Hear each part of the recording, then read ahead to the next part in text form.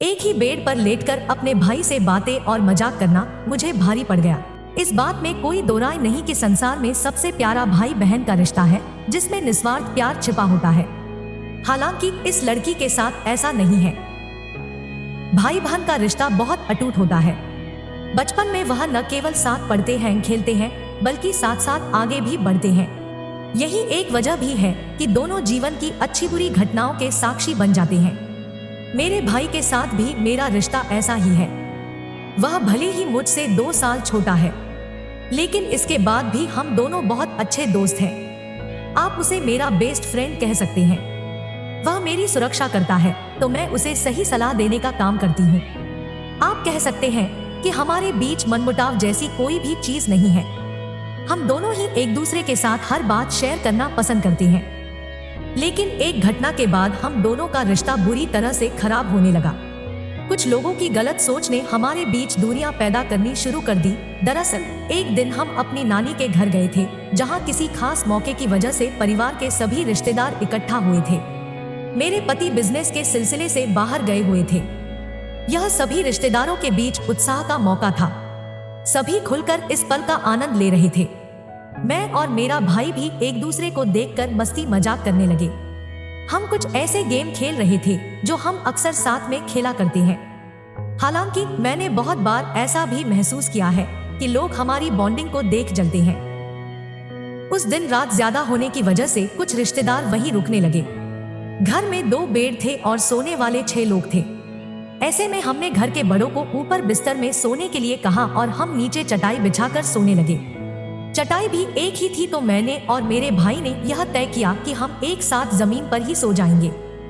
हम इस बात से बहुत खुश थे।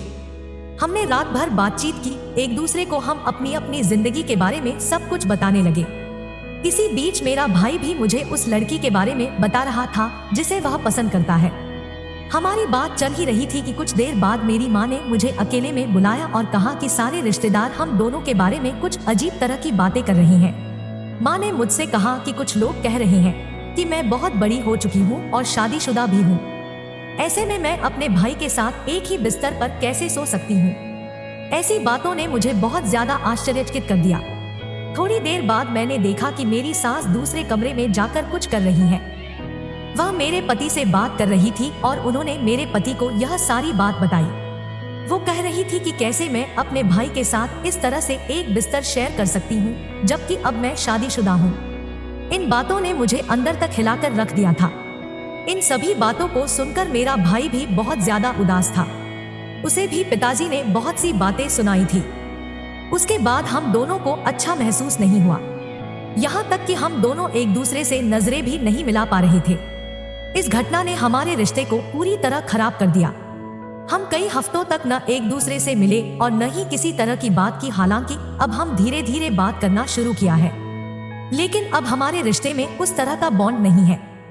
हम एक साथ उस तरह से नहीं रहते हैं जैसे पहले रहा करते थे। उस एक घटना ने हम दोनों को पूरी तरह से बदल दिया। एक्सपर्ट्स का जवाब। हम जानते हैं इस पूरी घटना ने आप दोनों को ही बुरी तरह प्रभावित किया है, लेकिन अगर आप दोनों एक दूसरे से बात नहीं करेंगे तो आपके दिमाग से यह बात कभी निकलने वाली नहीं है। एक बात का ध्यान रखें कि जिन लोगों के बीच बहुत प्यार होता है वहां अक्सर लोग दूरियां पैदा करने का काम करते हैं। आप दोनों के साथ अभी ऐसा ही हुआ है। भले ही आप अपनी नानी के घर उस समय कुछ रिएक्ट नहीं कर पाई हो, लेकिन आने के तुरंत बाद आपको अपने परिवार वालों के सामने इस बात को क्लियर करना था।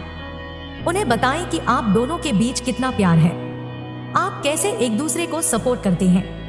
यही नहीं, इस पूरी सिचुएशन के बारे में अपने पति से भी बात करें। ऐसा इसलिए क्योंकि उनका सच जानना बेहद जरूरी है ताकि आप दोनों का रिश्ता भी खराब ना हो। इस पूरी कहानी को पढ़कर आप चाहे तो कमेंट बॉक्स में इससे जुड़ी अपनी राय दे सकते हैं और एक ऐसी सिचुएशन का यह वीडियो आप देखिए और मेरी चैनल को सब्सक्राइब करना न भूलें। धन्यवाद।